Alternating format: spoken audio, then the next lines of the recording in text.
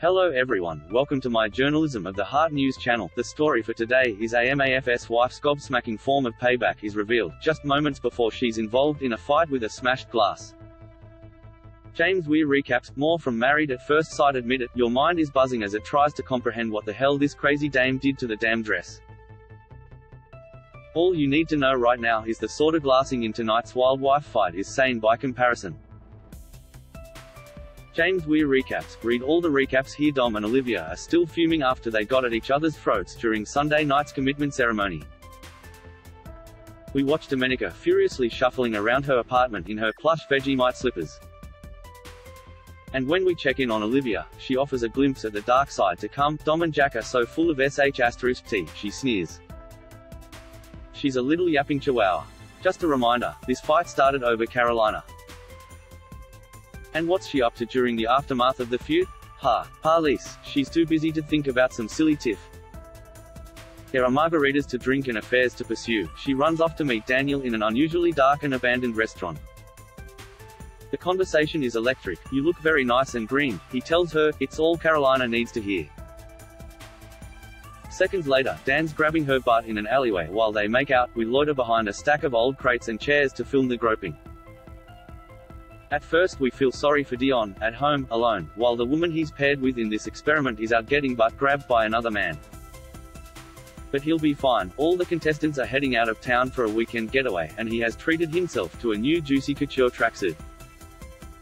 You know the only thing louder than Dion's fashion? Domenica's voice. She's complaining about her mere sex life to the girls but doesn't realize her husband Jack is within earshot, along with all the other boys. We haven't had sex in almost 2 weeks, she whines. I've just gotten to a point where I feel like he never makes me feel sexy. I've always been a very sexual person, so it's actually very confronting being with Jack and not having that reciprocated. Jack's gutted, humiliated, almost more humiliated than the time Dom told everyone he never flushes the toilet. He ends up confronting her but she flips the blame, which makes him scoff, FK off, and then she stomps away while screaming, don't you ever tell me to FK off. Can you imagine being the owners of this beautiful $1 million estate and flipping on the TV to find the MAFS lunatics having sex arguments on your pristine lawn? It's the storm before the storm. With Dom riled up and the girls at each other's throats, producers decide to supercharge the ugliness by splitting up the wives and husbands for a night of boozing. We already know that this is where the smashed glass incident will take place, but the lead-up is ominous and important to note. I don't back down and change my opinion to suit other people, Olivia tells us while she changes outfits and studies herself in the mirror. I was a bridesmaid for a dear friend. She picked out these awful brown bridesmaid dresses. When I owned the dress for 6 months, she asked me if I liked them, and I was like, I don't, I hate them, they're disgusting. Like, why are you making me dress like a poo? And then she got cranky with me and she fired me from being a bridesmaid.